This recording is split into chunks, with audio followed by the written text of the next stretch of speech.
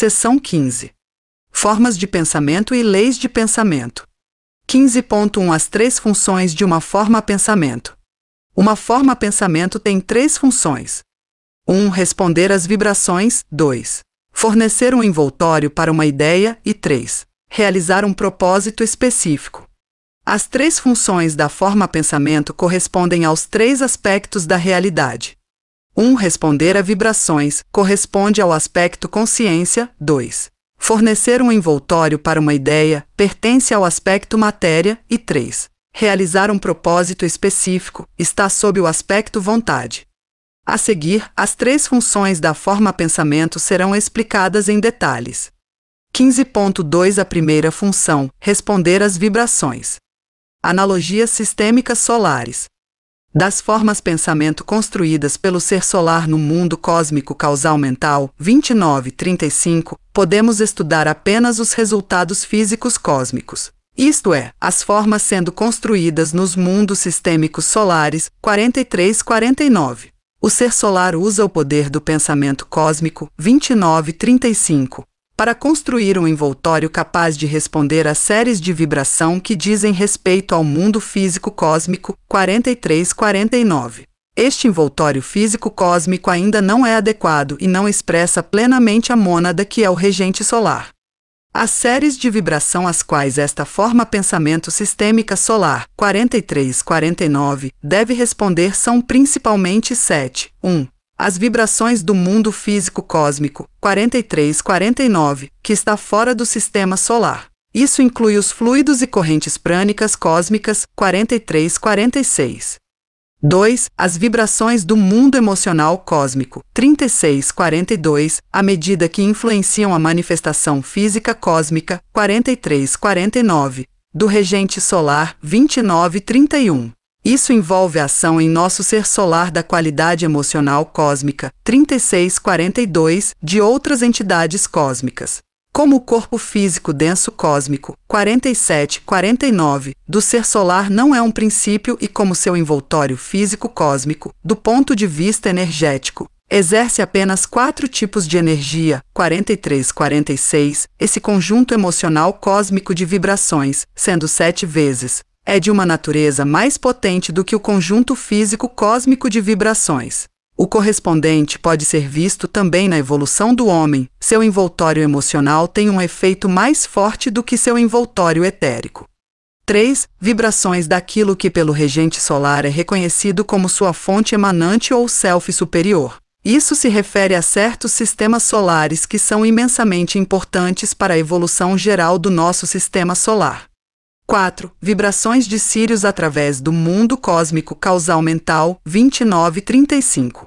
5. Vibrações das 7 grandes estrelas da Ursa Maior e principalmente daquelas duas que são os protótipos do 7º e 5º raios do nosso sistema solar. Isso encontra sua correspondência microcósmica, humana, no lugar que o 7º raio ocupa na construção das formas pensamento e no uso do 5º raio no trabalho de concreção. Todos os magos que estão ocupados com a construção de formas na matéria usam esses 2 tipos de energia consciente ou inconscientemente.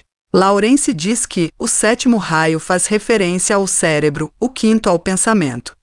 6. Certas vibrações muito remotas, ainda não mais apreciáveis no ser coletivo sistêmico solar do que a influência da terceira tríade, 43A4, 44.1, 45.1, no homem médio. Essas vibrações se originam daquela mônada que está se expressando através desses 7 centros de força dos quais nosso sistema solar é um. 7. Uma série de vibrações que se tornarão mais potentes à medida que nosso regente solar se aproximar desse período que no reino humano corresponde à idade nupcial. Essas vibrações emanam de seu oposto polar com o qual ele se unirá no que no simbolismo esotérico é chamado de casamento cósmico. Esses 7 conjuntos de vibrações foram enumerados aqui na ordem em que o regente solar se torna consciente deles e responde plenamente a eles. Não é possível aqui dar mais do que indicações. Ele responde a vibrações de primeira, segunda, terceira e quarta ordem completamente neste momento, mas ainda, embora respondendo, não pode utilizar plena e conscientemente esses tipos de energia. As vibrações de quinta ordem são reconhecidas por ele, particularmente em 3 de seus centros, Vulcano, Mercúrio e Vênus, mas ainda não estão totalmente sob seu controle. As vibrações das outras 2 ordens são percebidas e sentidas por ele, mas tão remotamente que estão quase fora do alcance de sua consciência. É evidente, portanto, que pouco ainda pode ser dito sobre o futuro do Sistema Solar, até que as vibrações de 6ª e 7ª ordem se tornem mais poderosas e seus efeitos possam, consequentemente, ser estudados mais facilmente. Correspondências no reino humano. Se essas ideias forem reduzidas para serem aplicadas ao homem e às formas pensamento que ele fabrica, como seus envoltórios materiais, as correspondências referentes ao sistema solar e aos globos físicos podem ser esclarecidas. A capacidade de resposta às vibrações é adquirida pelos seguintes métodos. 1. Pelo curso natural da evolução. 2. Por meio de estimulação extrasolar sistêmica, como treinamento intensivo, seja para um governante solar ou para um homem. 3. Através do processo de iniciação e da aplicação das varas de iniciação. Este método é chamado por Lawrence de método de contato ou DEVA. A estimulação extrasolar sistêmica envolve um grande número de fatores, mas os 2 principais a serem lembrados são que a mônada individual recebe essa estimulação por meio do grupo, e que um reino natural inferior a recebe por meio de um reino superior. Por sistema entende-se o sistema do ser individual ou coletivo. Aqui se referem apenas às grandes iniciações, não às numerosas pequenas expansões de consciência que ocorrem em todos os reinos naturais. Por grandes iniciações entendem-se as 7 expansões de consciência atômica 49.1, 48.1, 47.1, etc. até 43.1, inclusive. No que diz respeito à função primária de uma forma pensamento, o poder de responder às vibrações, deve-se lembrar que essa resposta deve ser feita pela ideia a ser incorporada pela forma, e que essa ideia, então, por meio de uma ação reflexa complexa, trará sobre a resposta da matéria a partir da qual a forma deve ser moldada, que será o envoltório da ideia. A vibração é o resultado do impulso em tipos superiores de matéria, e pode ser sentida pela consciência através do impacto da vibração na matéria inferior. Esse impacto é diretamente perceptível à consciência e é então utilizado na matéria na forma de reconhecimento ou realização. Um processo análogo pode ser estudado nas reações nervosas do organismo e sua conexão com a consciência cerebral. O homem segue um procedimento semelhante ao trabalhar com formas pensamento em seus mundos, 47-49. Suas formas pensamento são construídas de matéria mental, escolhida especificamente porque vibra com o mesmo tipo de vibração que as ideias a serem expressas pelas formas. Assim como a forma pensamento do regente solar, o sistema solar persistirá enquanto o fator da vontade, ou vitalidade dinâmica, continuar a mantê-lo unido. As formas pensamento do homem viverão enquanto sua vontade durar, ou vitalidade dinâmica os mantém juntos. Todo o objetivo da evolução humana é permitir que a mônada responda a cada contato plena e conscientemente, e assim utilizar seus envoltórios materiais como transmissores expeditos de tal contato. A forma de pensamento humano mais facilmente estudada é aquela que a mônada cria para funcionar. A mônada constrói seus envoltórios pelo poder do pensamento, e o corpo físico denso é o melhor envoltório desse tipo de matéria que pode fabricar em um determinado estágio de desenvolvimento. Segundo Lawrence, o homem é aquilo que ele come, sente e pensa. 15.3 A segunda função, fornecer um envoltório para uma ideia. Esta formulação implica os princípios básicos da encarnação, da atividade e até da existência. No que diz respeito ao regente solar, a ideia pertence ao mundo causal mental cósmico, 29.35. No que diz respeito ao homem, pertence ao mundo sistêmico mental causal solar, 47. Um pensamento fundamental a ser ponderado aqui é: essa tendência de concretizar o abstrato, de tomar forma, tem sua expressão mais plena até agora na matéria física. Todas as formas materiais que o homem constrói, ele constrói dentro do envoltório físico cósmico bruto 47-49 do regente solar. Aqui pode ser encontrada a razão pela qual a sexualidade e a reprodução orgânica são tão proeminentes e funcionam nos 3 reinos naturais intermediários, portanto, não no primeiro e no quinto. Este é um ponto muito significativo, e as exceções devem ser estudadas em sua conotação mais ampla, pois fornecem a explicação da função da sexualidade. Na involução e na evolução. O reino mineral e o quinto reino são os dois extremos. Quando se compreende a ideia de que o sistema solar é o veículo físico do regente solar, correspondente ao organismo, 47, 49, e ao envoltório etérico, 43, 46, muitos problemas podem ser resolvidos, especialmente dois. O primeiro problema. Quando, no devido tempo, o regente solar alcançar a liberação dos entraves da matéria física cósmica, todo o sistema solar existirá apenas na matéria mental cósmica e na matéria emocional cósmica. Expresso em outras palavras, o regente solar terá envoltórios para sua vontade mental e sua vontade emocional ou apenas seu desejo. Tal condição de coisas é inconcebível para nós e apenas um pouco apreendida pelo 46 Self. As condições em nosso mundo emocional sistêmico solar, 48, não nos fornecem nenhuma orientação em nossas tentativas de compreender o mundo emocional cósmico. 36, 42. Somente quando o mundo 48 for um receptor calmo dos impulsos de 46 ou um refletor límpido desse mundo, o que não acontecerá até o fim do sistema solar, os homens daquela época poderão formular quaisquer ideias sobre o mundo emocional cósmico. O segundo problema. A sexualidade, tal como se manifesta nos diferentes reinos naturais, é uma expressão da energia do regente solar, pois vitaliza aquele centro em seu envoltório que corresponde aos órgãos geradores. As funções criativas dos reinos vegetal, animal e humano, vistas como um todo, ainda são puramente físicas e impulsionadas pelo desejo inferior. Da mesma forma, o desejo do regente solar pela encarnação física cósmica, 43-49, ainda é a nota dominante. Mais tarde, seu desejo por isso será menor e será substituído por sua vontade de criar apenas na matéria mental causal cósmica. Este redirecionamento de sua vontade leva eventualmente à dissolução ou morte física do sistema solar. A indicação de que essa dissolução está se aproximando será vista quando dois grandes eventos ocorrerem em qualquer era. 1. A capacidade do homem de criar conscientemente na matéria mental e a consequente transmutação de seu desejo sexual em energia de tipo superior, criatividade intelectual. 2. A vitalização pela energia mental de outra grande parte do reino animal. O que é dito aqui sobre a forma-pensamento do regente solar pode ser igualmente dito sobre o regente planetário. À medida que sua polarização se torna mais mental cósmica, sua emotividade cósmica se transmuta, e a força que flui através de seus centros, isto é, os sistemas de globos, será correspondentemente redirecionada. Ele deixará de se interessar pela encarnação física e eventualmente retirará seu poder de certos globos.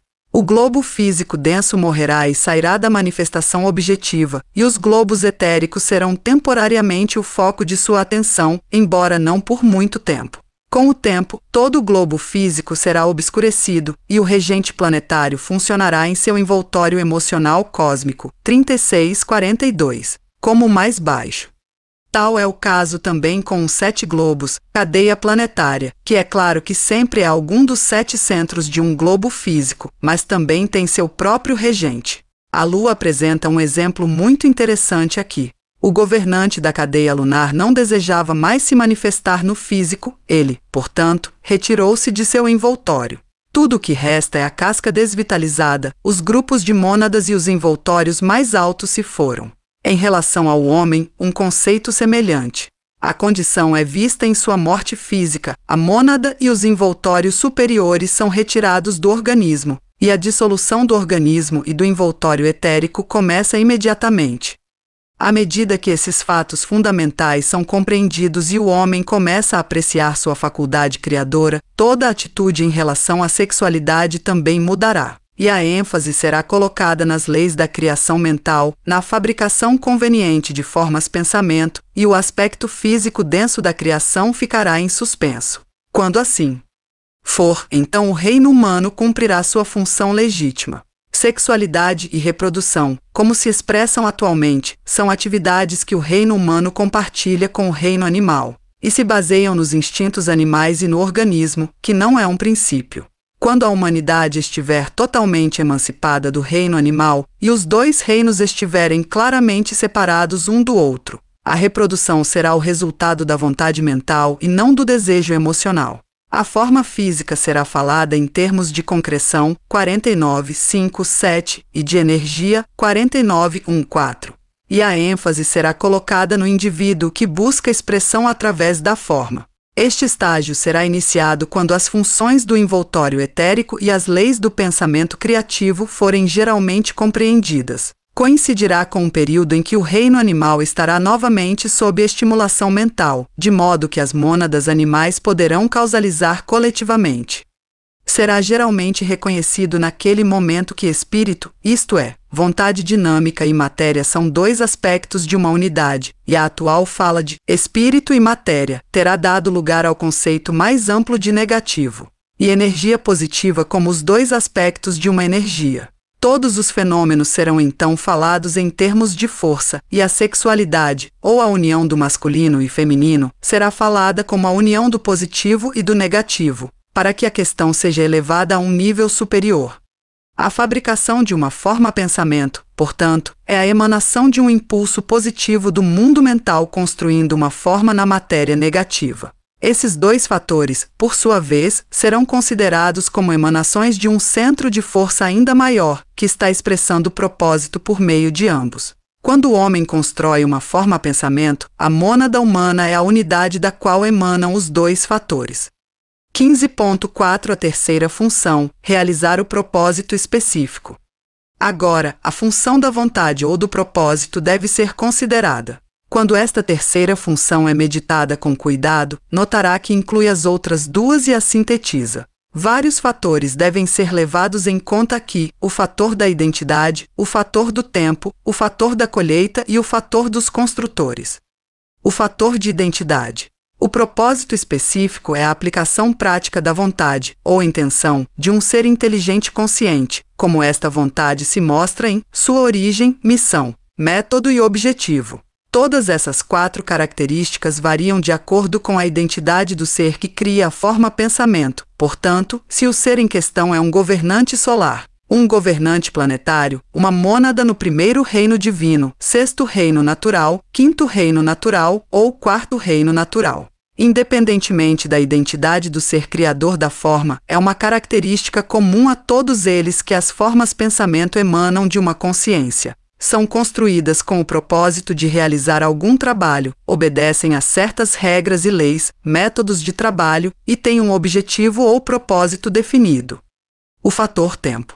No sistema solar, o propósito específico é a evolução gradual de um plano definido originado na consciência cósmica causal mental do regente solar, e lenta e ciclicamente alcançando a consumação.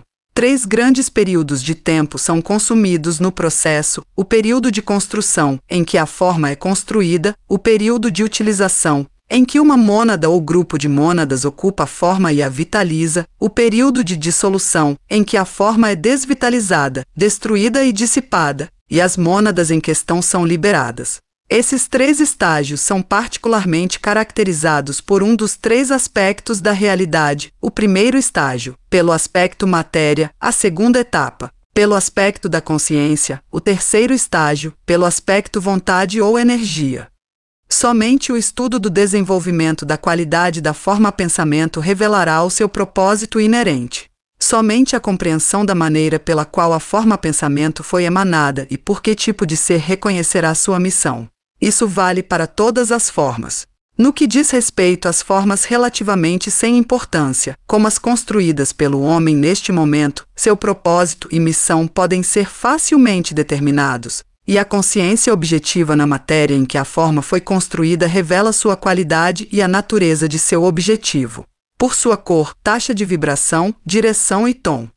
O fator da colheita. Cada forma-pensamento está sob a lei da colheita através dos efeitos que produz. Neste estágio da história do sistema solar, aquele vasto estágio de transição em que grandes grupos de mônadas passam da vida no físico denso cósmico, 47, 49, para a vida no etérico cósmico, 43, 46. Não é fácil para que possamos diferenciar entre aquelas formas-pensamento que são efeitos e aquelas que são causas.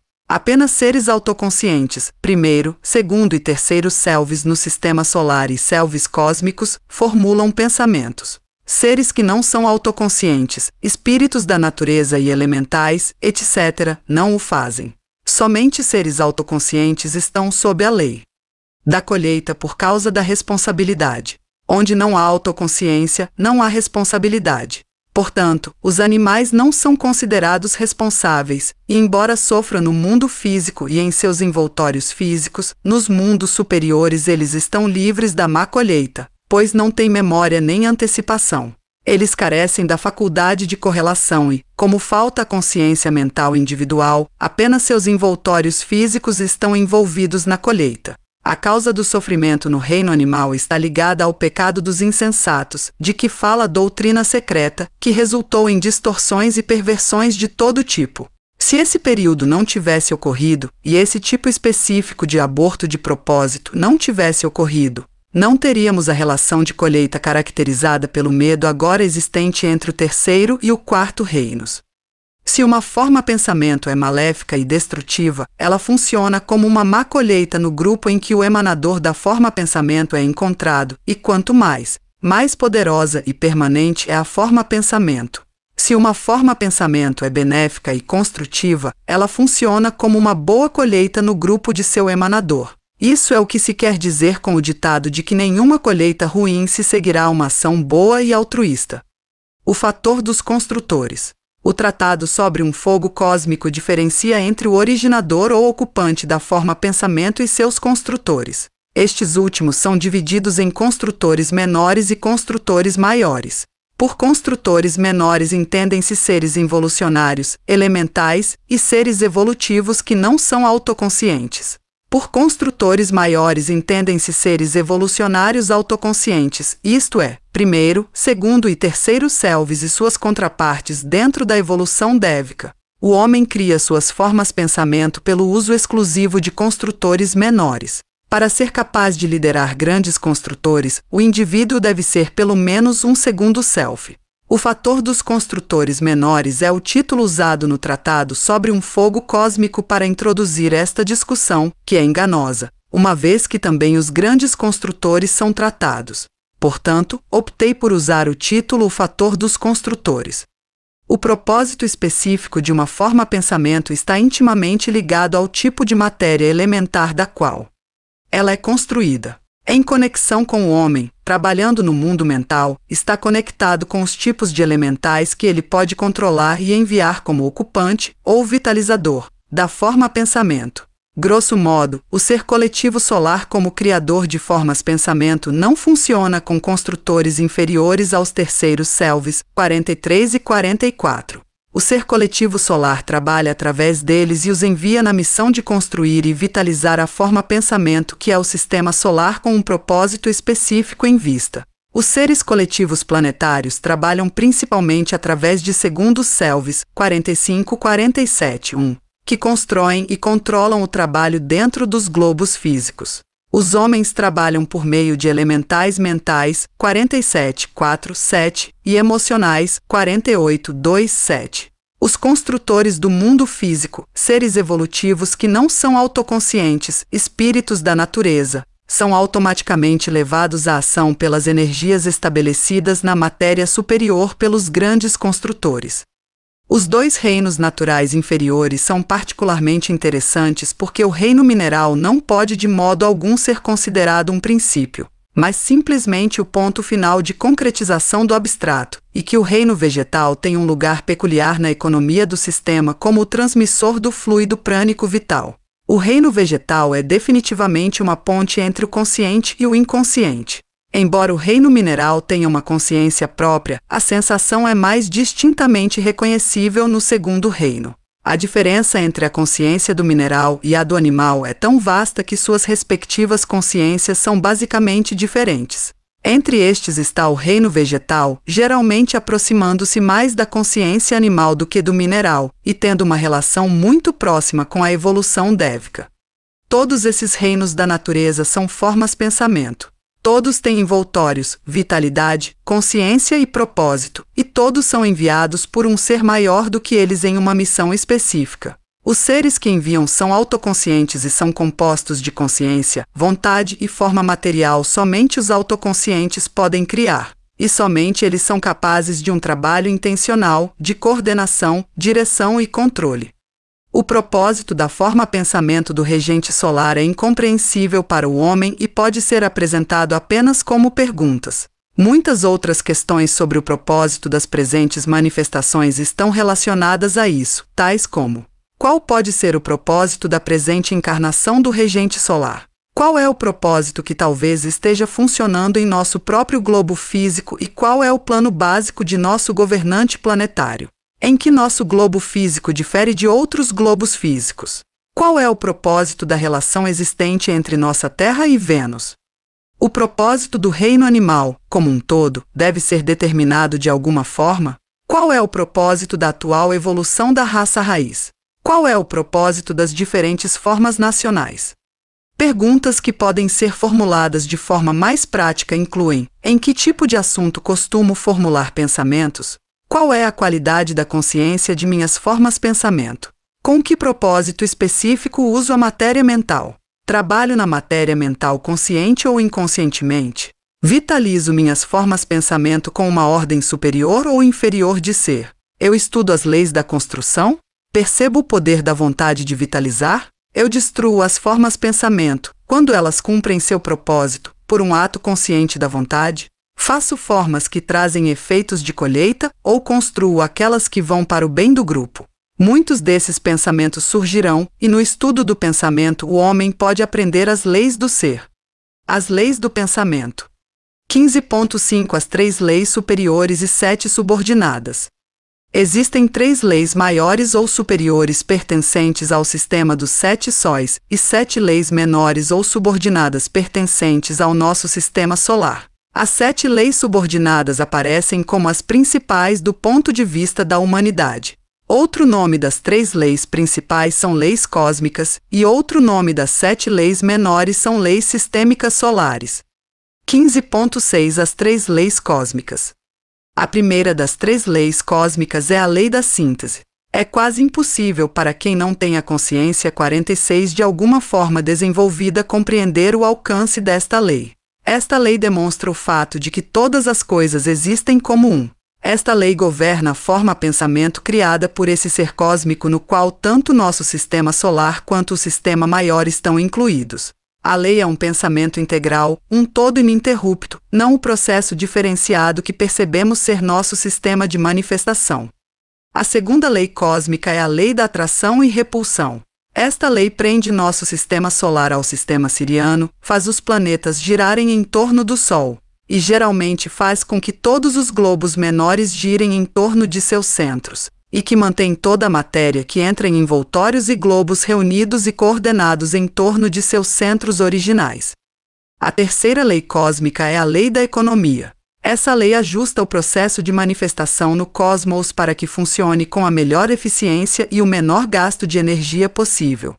A lei da síntese é a expressão particular do aspecto vontade, a lei da atração, a do aspecto consciência, e a lei da economia, a do aspecto matéria. 15.7 As 7 leis sistêmicas solares. Como em tantos outros casos, 3 são diferenciadas em 7.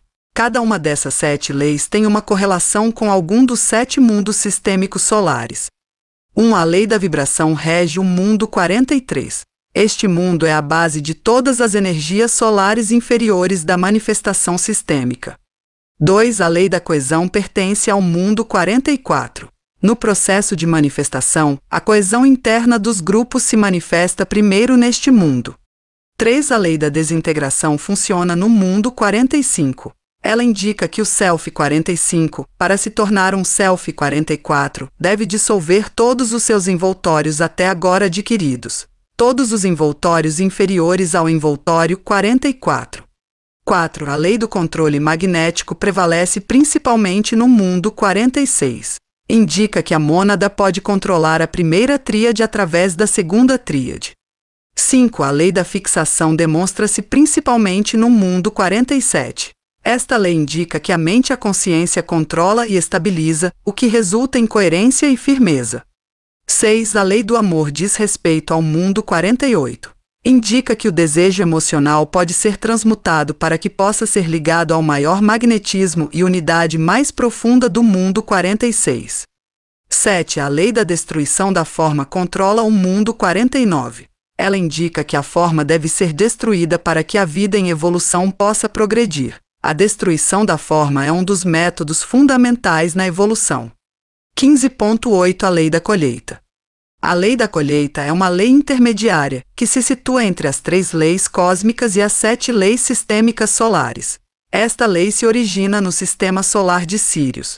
É a lei sintética de Sírius e realmente indica o efeito que o sistema siriano tem em nosso sistema solar. O sistema siriano é nosso sistema pai.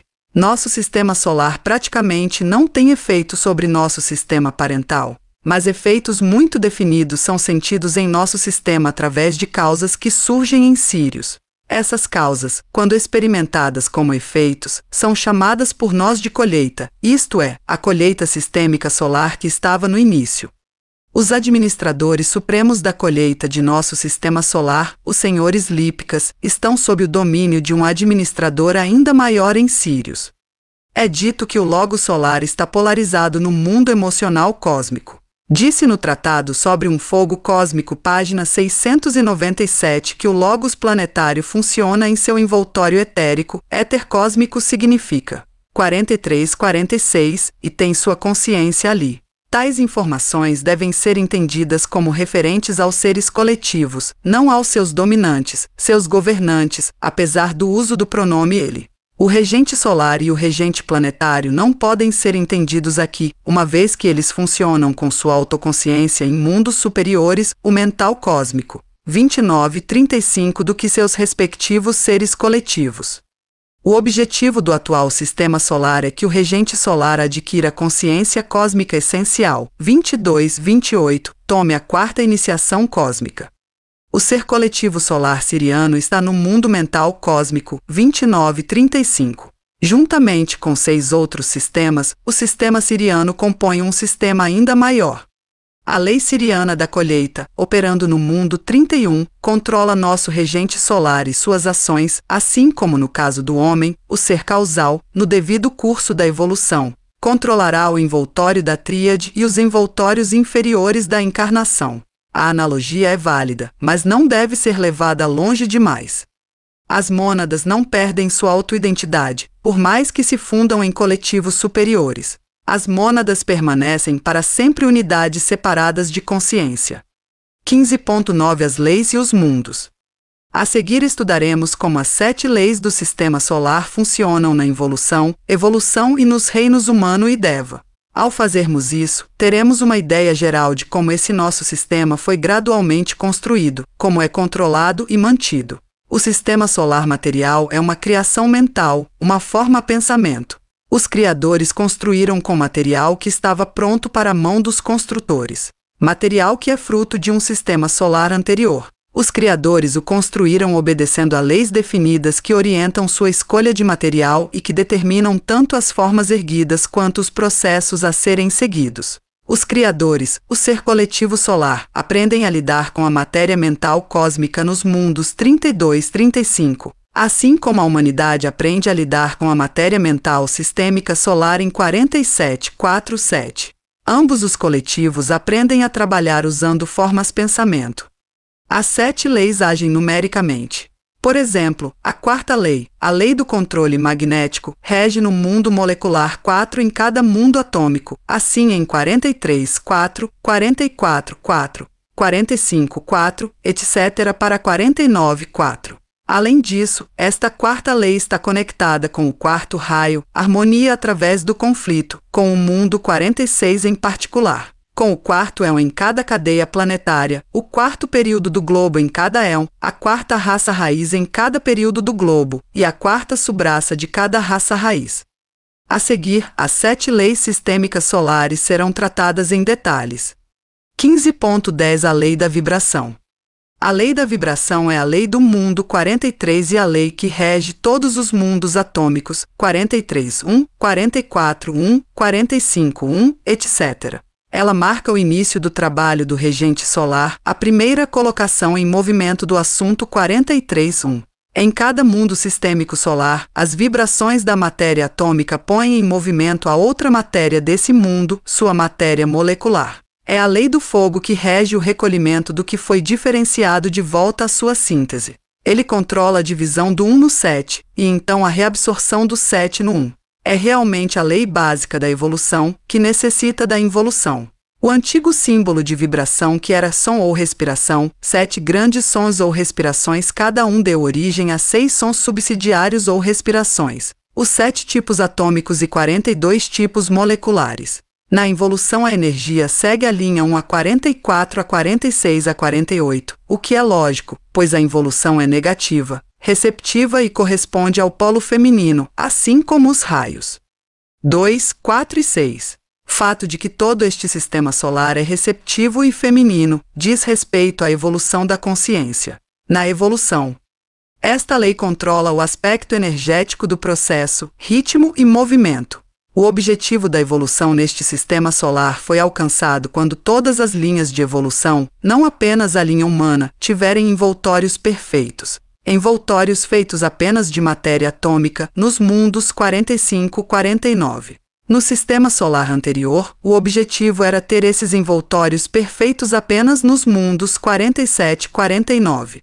No futuro terceiro sistema solar, o objetivo será ter envoltórios em todos os 7 mundos 43 e 49 compostos apenas de matéria atômica. Assim 43.1, 44.1, 45.1, etc. até 49.1. As mônadas da evolução humana têm que aprender a vibrar positivamente, a serem ativas em sua consciência. Enquanto as mônadas da evolução dévica seguem a linha de menor resistência, permanecem negativas, receptivas, caindo na lei como as mônadas da involução.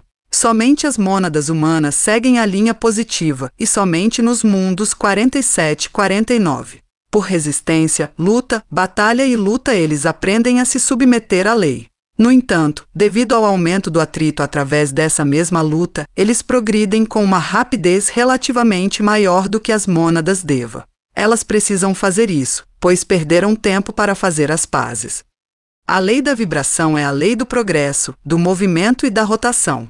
A rotação é mais lenta no mundo 49 e mais rápida no mundo 43. A taxa de vibração é mais baixa no mundo 49 e mais alta no mundo 43. Aprendendo a vibrar mais rapidamente, construímos matéria mais fina em nossos envoltórios. Neste sistema solar não deveríamos ter matéria física inferior a 49,5 em nossos envoltórios, portanto, apenas um envoltório gasoso envolvendo o envoltório etérico, e nenhuma matéria emocional inferior a 48,5, mas o fato de que este não é o caso é um dos muitos sinais do nosso atraso.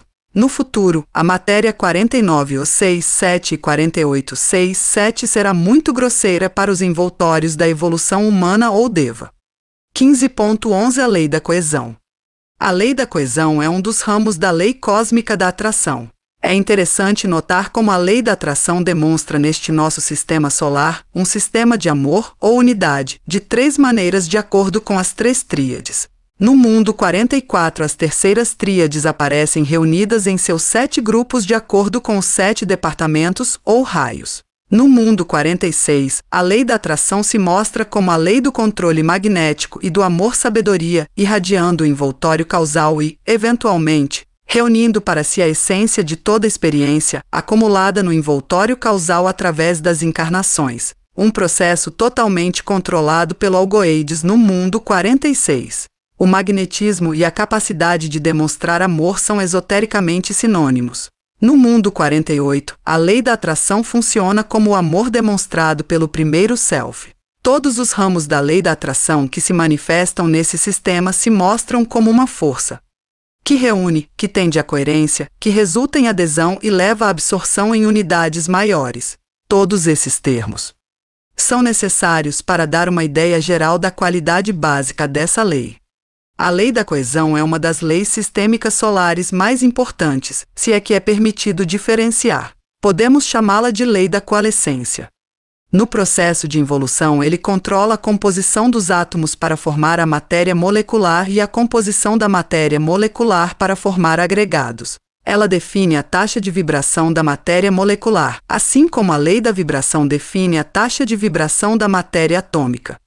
Na manifestação, a lei cósmica da atração controla todas essas leis sistêmicas solares subsidiárias, assim como a lei da síntese governa os processos finais de obscurecimento e dissolução, obscurecimento igual o período de passividade de um globo, quando não há atividade vital abrangente em qualquer de seus mundos.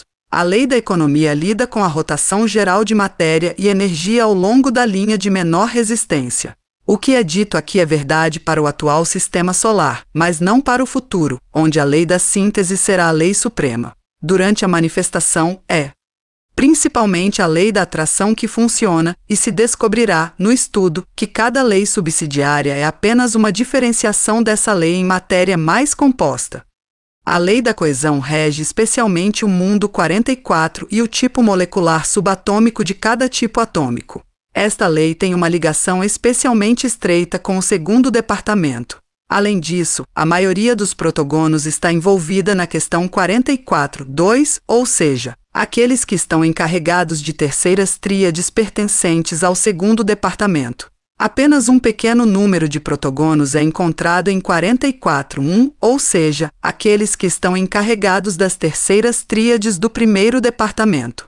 Dos protogonos que estão encarregados das terceiras tríades do terceiro departamento estão envolvidos em 44.3. Os últimos mencionados são os protogonos mais jovens, retardatários do sistema solar anterior que se tornaram selves causais apenas em nosso sistema. Todos os protogonos agora são pelo menos 44 selves. Há um canal direto entre os tipos atômicos 43.1, 44.1, 45.1, etc., até 49.1. O correspondente é mais ou menos verdadeiro para os tipos moleculares, de modo que há um canal direto e bastante expansivo entre todas as moléculas subatômicas, assim 43.2, 44.2, etc. Um dos efeitos disso é que as mônadas que são do segundo raio, ou seja, aqueles cujas terceiras tríades são do segundo departamento, acharão especialmente fácil usar e controlar todos os seus envoltórios quando compostos principalmente de matéria subatômica. Após a iniciação, significa terceira iniciação, o envoltório causal é composto principalmente de matéria 47.2. E então o indivíduo humano pode começar a receber orientação de seus protogonos. Independentemente de seus departamentos, todas as mônadas devem aprender a controlar a matéria atômica e subatômica, e fazem isso utilizando plenamente o aspecto vontade, tão plenamente quanto possível neste segundo sistema solar. As mônadas, em particular, cujas terceiras tríades pertencem ao primeiro departamento, têm uma grande luta e, portanto, muitas vezes têm dificuldades e são frequentemente desagradáveis. Eles têm que construir em todos os seus envoltórios a qualidade da unidade, que não é proeminente em seu desenvolvimento. As mônadas humanas cujas terceiras tríades estão no primeiro raio são cerca de 5 bilhões, as do segundo raio cerca de 35 bilhões e as do terceiro raio cerca de 20 bilhões. As mônadas do primeiro raio, embora em manifestação, ainda são muito raras em encarnação. Eles chegaram, em grande número, no final da cadeia lunar e voltarão em plena força numérica nos 2 últimos éons da presente cadeia planetária. A correspondência entre esta lei número 2, o segundo éon, e a segunda raça raiz mostra-se no fato de que a lei da coesão foi especialmente ativa durante esses períodos. A primeira era e a primeira raça raiz foram caracterizadas por nebulosidade e volatilidade. O movimento e o calor resultante eram sua qualidade distintiva, assim como no primeiro sistema solar. No segundo turno e também na segunda raça raiz, porém, a coesão das formas foi mais definida. A coesão também é a característica distintiva do nosso atual sistema solar. Todas as coisas têm uma tendência à aproximação, unificação, atração recíproca, e isso é visto se olhamos para a sexualidade, organização empresarial, desenvolvimento científico, manufatura ou política. Na involução, esta lei rege a atração, a repulsão e a agregação da matéria. Dentro da evolução, ela controla a construção das formas. 15.12 A lei da desintegração. A lei da desintegração governa aquela destruição da forma que deve ocorrer para que a consciência residente possa se desenvolver ainda mais. Esta lei é o reverso, se assim se pode exprimir, da lei de coesão, complementando-a. É uma das leis que terminam com este sistema solar, enquanto a lei da coesão permanece no próximo sistema. A lei da economia controla essa lei. Quando a mônada aprendeu a controlar todos os seus envoltórios na devida ordem e então os dissolveu todos, até mesmo o envoltório 45, ela entra na terceira tríade e alcança a sexta iniciação. A lei da desintegração controla este processo que funciona até e incluindo o mundo 45, mas não os mundos superiores. Subsequentemente, a mônada mantém a terceira tríade enquanto continua sua expansão nos mundos 44 e 43 dentro do sistema solar. Esta lei é uma das mais difíceis para a humanidade compreender. Alguns de seus trabalhos na evolução podem ser vistos e um pouco compreendidos, mas seus trabalhos na involução ou na construção das formas não são tão aparentes.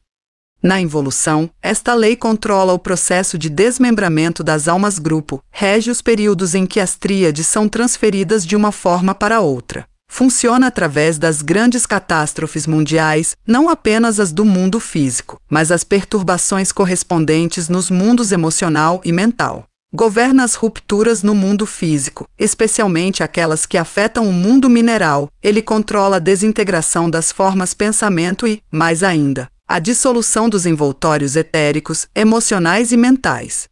A ligação entre a lei da desintegração e a lei da atração é vista no fato de que a lei da atração rege as forças que atraem a matéria desintegrada de volta aos seus mundos, para ser o material para a construção de novas formas.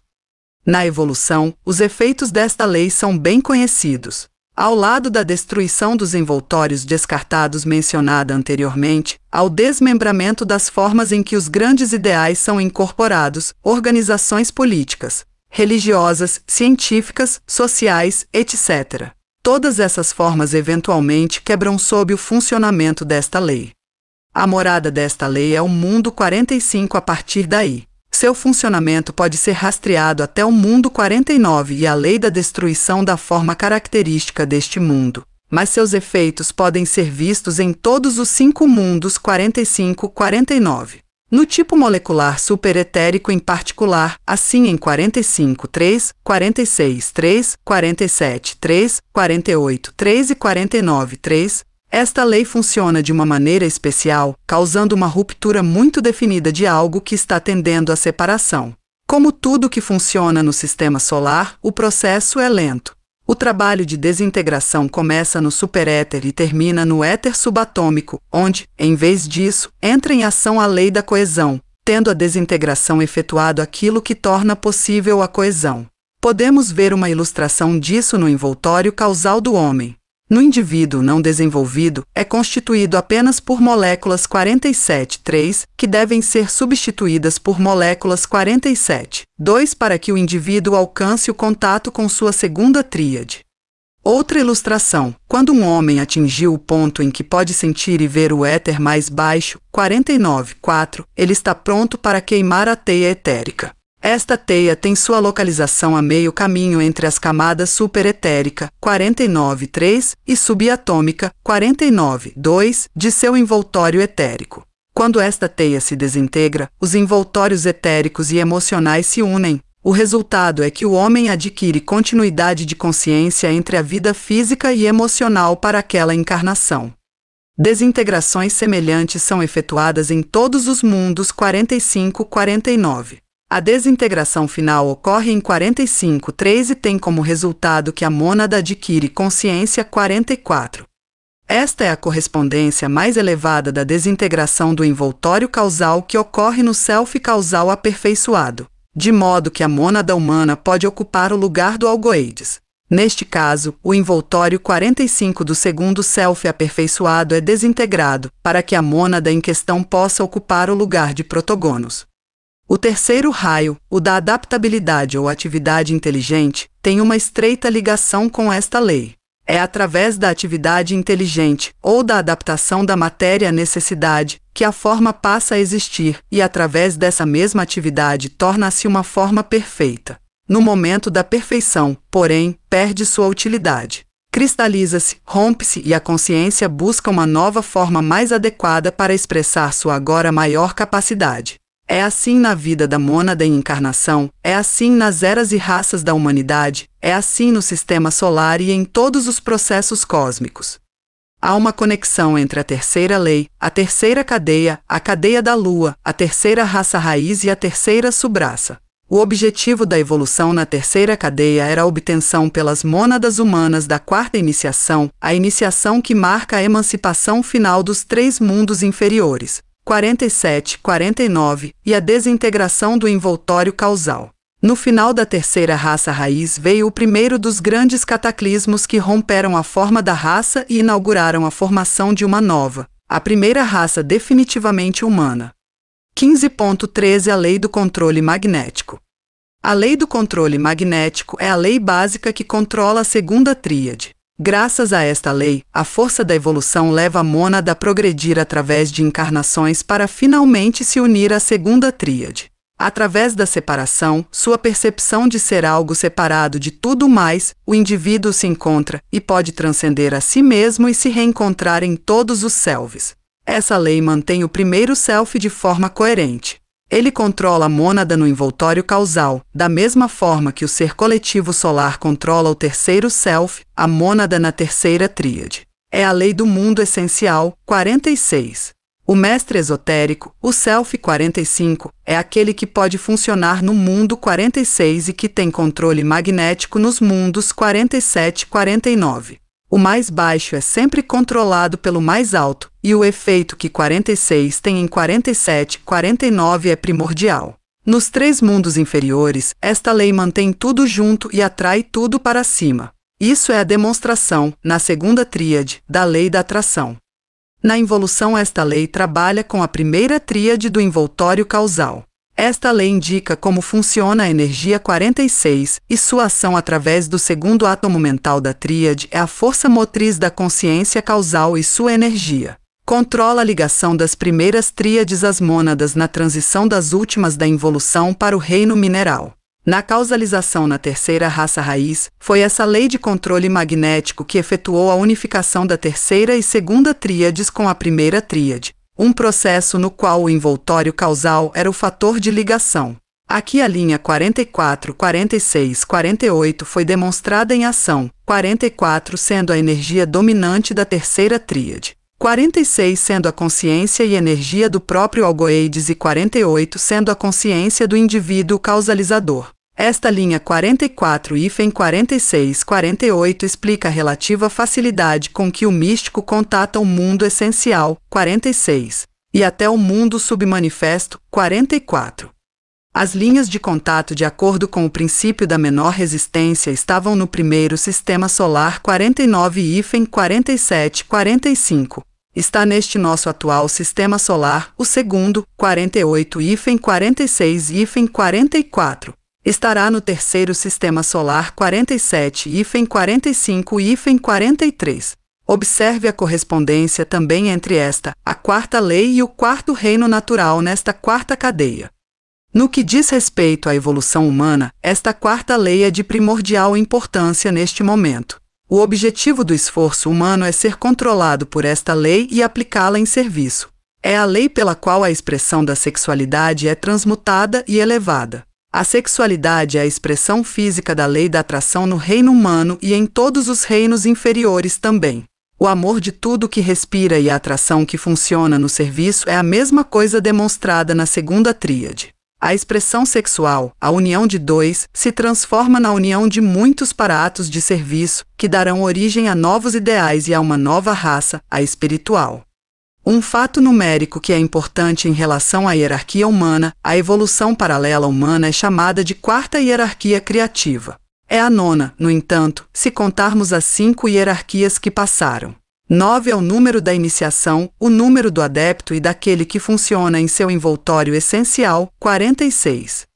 O quarto raio opera em estreita conexão com esta, a quarta lei. Este raio funciona como harmonia através do controle, o controle implicando sabedoria. É a harmonia das semelhanças, o equilíbrio de todos através da realização das leis do magnetismo que produzem a coordenação dos muitos diversos na unidade. O magnetismo governa a síntese dos muitos aspectos em uma forma de unidade. Esta harmonia é alcançada através do mundo 47, e o quinto raio atua como um passo para o quarto, pois muitos que trabalham no quinto raio passam eventualmente para o quarto. Neste sistema solar, o quinto raio é de suma importância no desenvolvimento de todas as mônadas para se tornarem segundos selves. Cada um deve passar algum tempo nele antes de permanecer definitivamente em seu próprio raio, o de sua terceira tríade. Em muitas encarnações, muito tempo é gasto no quinto tipo molecular de cada mundo, que é governado principalmente pelo quinto raio. Todos passam então para o quarto tipo molecular, governado pelo quarto raio. Neste período particular do quarto éon da quarta cadeia, as mônadas em evolução passam mais tempo no quarto tipo molecular do que em qualquer outro. Muitos encarnam diretamente neste tipo molecular, e é aqui que começam a pensar harmoniosamente. 15.14 As leis nos três mundos mais inferiores, 47-49. As três leis que são as mais importantes para o homem, à medida que ele se desenvolve e vive nos três mundos inferiores, são a lei da fixação, a lei do amor e a lei da destruição da forma. Essas leis são todas dominadas e controladas eventualmente pelas três leis mais altas do sistema: a lei do controle magnético, a lei da desintegração e a lei da coesão. Existe uma conexão direta entre essas 7 leis e os 7 raios ou séries de vibração, e se estudarmos as correspondências, reconheceremos o fato de que a primeira lei, a lei da vibração, é a lei controladora dos 6, demonstrando através do segundo direito, o da coesão, tal como o regente solar se manifesta através de seu segundo aspecto neste segundo sistema solar. O primeiro raio, o raio da vontade ou poder, é o primeiro aspecto de todo o Self, e no terceiro derramamento, a entrada dos grupos do Algoides no planeta, desceu ao mundo 47. Há uma correspondência entre as mônadas do primeiro raio no mundo 47, a quinta lei e o quinto raio.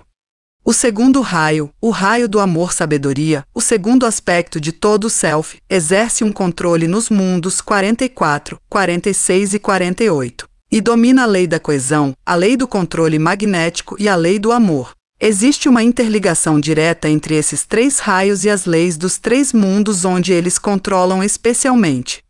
O terceiro raio, raio de atividade inteligente, o terceiro aspecto de todo o Self, controla os mundos 45 e 49, e controla a lei da desintegração e a lei da destruição da forma. Assim são evidentes as seguintes conexões.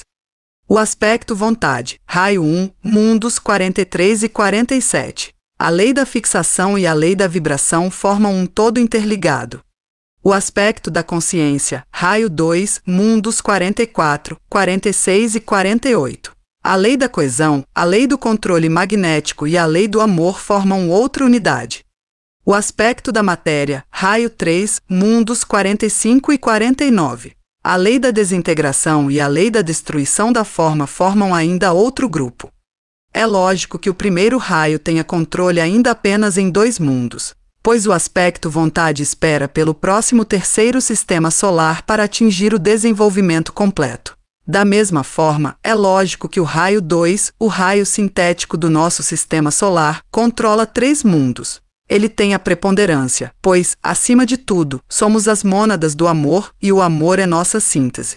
O raio 3, o raio dominante do sistema solar passado, seu raio sintético, controla 2 mundos e uma esfera de atividade que é pouco compreendida, a chamada oitava esfera. Os 4 raios menores, 4 ou 7, exercem algum controle em todos os mundos. Mas neste momento eles controlam especialmente a evolução das mônadas encarnadas nos mundos 47 e 49.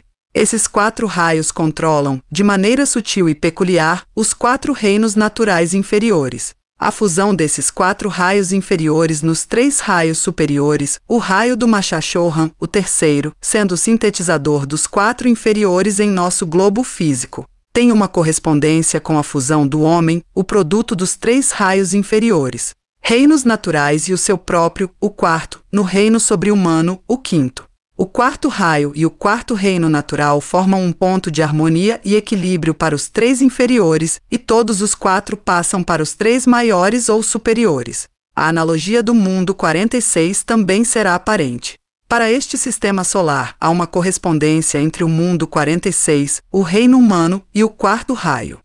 Da mesma forma, a quarta raça raiz foi aquela em que a síntese foi observada pela primeira vez, sendo então aberta a porta para o quinto reino. A quarta raça raiz também desenvolveu a capacidade emocional que tornou possível o contato com o mundo 46. A Bhakti Yoga era o yoga dos Atlantes. A palavra sutil é usada aqui no sentido de uma realidade que não é aparente para diminuir consciência, mas parece uma ilusão para ela. De uma maneira sutil, também, os 3 raios inferiores, 5, 7, têm cada uma conexão com os 3 reinos naturais abaixo do humano e com as 3 leis que controlam os 3 mundos inferiores. O 7º raio tem um significado especial neste momento. Ele controla o reino mineral e o estágio final de involução onde começa a evolução. Através deste raio vem o controle dos construtores menores, os elementais, o ponto de síntese no físico, o mundo marcando a transição da involução para a evolução. Em todos os períodos de transição entre o 7º raio, como agora, é a reflexão e manifestação no mundo físico dos aspectos da vontade e da matéria trabalhando em síntese. Os raios 1, 3 e 7 interagem.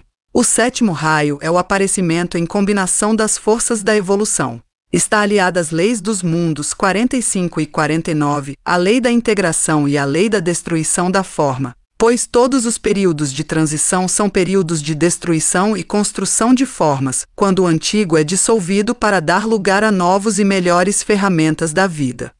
O 6º raio tem uma conexão definida, embora pouco conhecida, com o reino vegetal. Está ligado a uma lei subsidiária da lei cósmica da atração. É no reino vegetal que as mônadas da evolução humana e as mônadas da evolução dévica têm suas primeiras e temporárias aproximações. As 2 evoluções paralelas se tocam nesse reino e, novamente, seguem seus próprios caminhos, encontrando seu próximo ponto de contato no mundo 46 e uma fusão final no mundo 44. Os raios ímpares 1, 3, 5, 7 têm um efeito especial sobre a evolução Deva, a evolução negativa, receptiva que forma o polo feminino do ser coletivo sistêmico solar, tendendo a tornar essas mônadas mais independentes e ativas.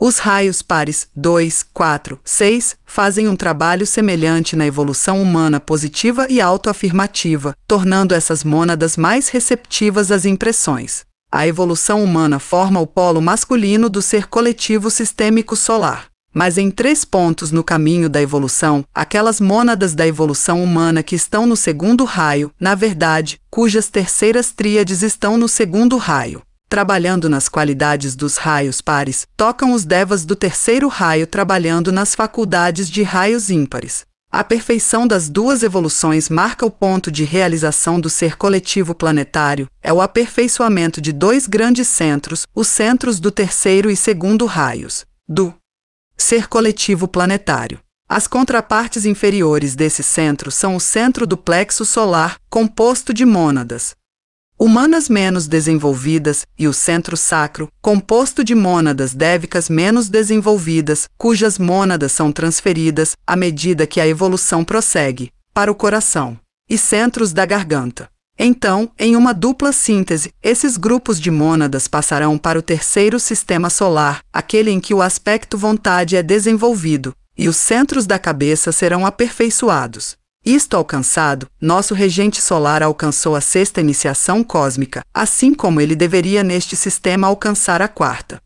O 7º raio tem uma relação peculiar com o reino animal, na medida em que é o raio que rege a causalização das mônadas humanas, sua transição para o reino humano. Como sabemos, foi do planeta Vênus que se tomou a iniciativa de dotar as então mônadas pouco humanas de envoltórios causais, processo em que passaram definitivamente ao reino humano. O sistema de Vênus está agora, como estava então, no 5º éon, o que indica a conexão com o 5º raio e a 5ª lei. É também o 5º raio, e tem uma conexão interessante com a 5ª lei da fixação.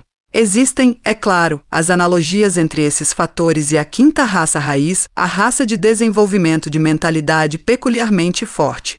A lei da analogia sempre vale.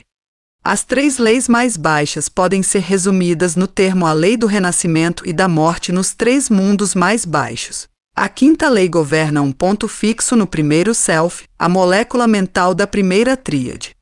A lei do amor no envoltório emocional também tem seus pontos a serem considerados. As mônadas cujas terceiras tríades estão no segundo raio têm uma ligação direta entre 48, primeiro amor próprio, 46, segundo amor próprio, e 44, terceiro amor próprio.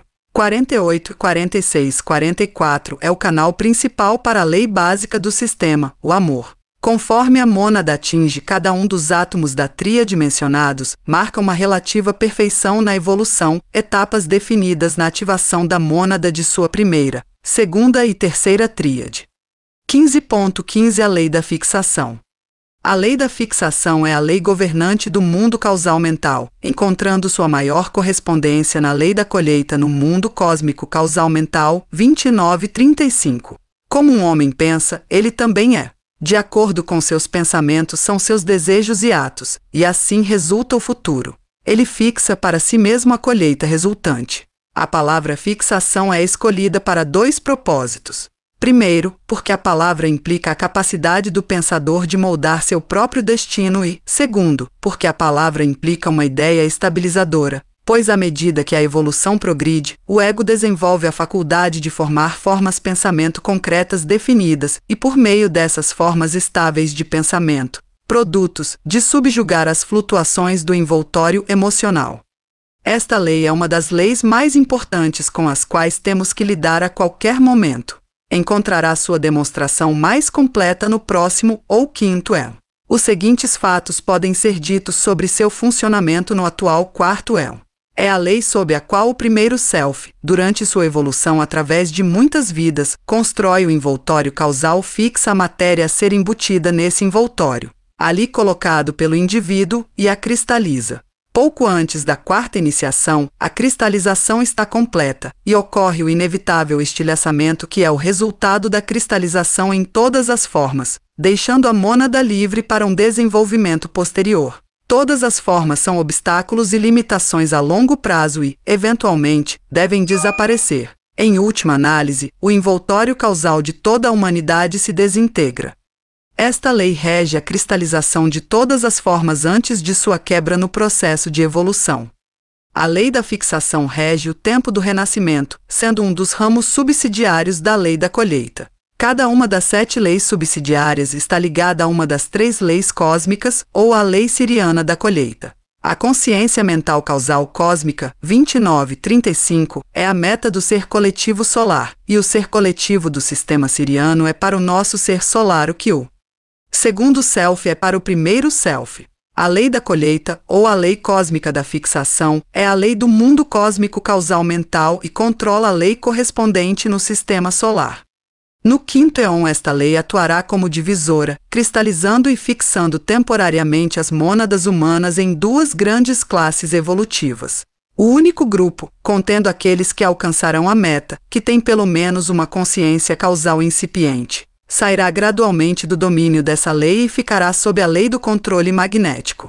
O outro grupo permanecerá sob a lei em condição estática, até que em um período posterior venha uma nova oportunidade para suas mônadas.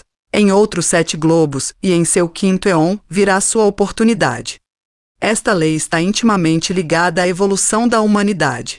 Tem uma importante função no controle pelo governo planetário dos 3 mundos mais baixos, 47 e 49. Vênus é o 6º planeta, esotericamente o 2º, está em seu quinto éon e, portanto, está à frente de nós ao longo de cada linha. Esta lei demonstra a qualidade estática do amor. No que diz respeito aos envolvimentos da mônada humana, esta lei funciona com a primeira tríade, com a construção de material em torno desses átomos, um trabalho realizado pelos devas construtores e pelos egos reencarnantes. Os devas são o aspecto mãe, e as mônadas reencarnantes o aspecto filho, mas os dois formam uma unidade. 15.16 A lei do amor. O lugar do amor na evolução é uma questão enorme que não pode ser tratada exaustivamente. Amor na primeira tríade, amor na segunda tríade e amor na terceira tríade devem ser distinguidos. O amor na primeira tríade se desenvolve gradualmente através dos estágios do amor a si mesmo, puro e simples e inteiramente egoísta, ao amor à família e amigos, ao amor por homens e mulheres, até chegar ao estágio de amor à humanidade ou consciência de amor grupal, que é o amor na segunda tríade. O amor na segunda tríade se desenvolve gradualmente do amor pela humanidade para o amor universal por todos os seres em todos os reinos naturais e evoluções paralelas. Amor na terceira tríade. Este termo, a lei do amor, é, afinal, um termo genérico demais para se aplicar a uma lei que governa um mundo. A lei do amor é, na realidade, a lei básica deste sistema solar e se manifesta em todos os mundos, embora de forma diferente em cada um deles. O amor foi a força que impeliu o regente solar a manifestar o sistema solar, e o amor é a força que o faz mantê-lo em manifestação. É o amor que constrói as formas nas quais as mônadas evoluem sua consciência, e o amor é a força que rompe essas formas, para que a vida possa progredir ainda mais. O amor se manifesta em cada mundo como o impulso que impulsiona a mônada em evolução para seu objetivo, e o amor é a chave para a evolução do Deva, e a razão pela qual as duas evoluções paralelas eventualmente se tornarão uma. O amor funciona através dos raios ímpares na construção das formas e através dos raios pares no desenvolvimento da consciência que ocorre através das formas. O amor nos raios ímpares leva ao esoterismo, o amor nos raios pares leva ao misticismo. No primeiro sistema solar, atividade, desejo de expressão e impulso para se mover eram a nota básica. Essa atividade produziu certos resultados, certos efeitos permanentes, e assim formou o núcleo do atual sistema solar. A atividade ordenada é a base deste sistema de amor ordenado, e leva ao terceiro sistema, no qual a atividade ordenada, com amor ordenado como seu impulso, resulta em poder amoroso ordenado. O sexto raio, o raio da devoção, e a sexta lei, a lei do amor, têm uma estreita aliança, e no mundo 48, mundo 6 do sistema solar, vem a poderosa operação da lei do amor na primeira tríade. No mundo emocional originam-se aqueles sentimentos que chamamos de amor pessoal.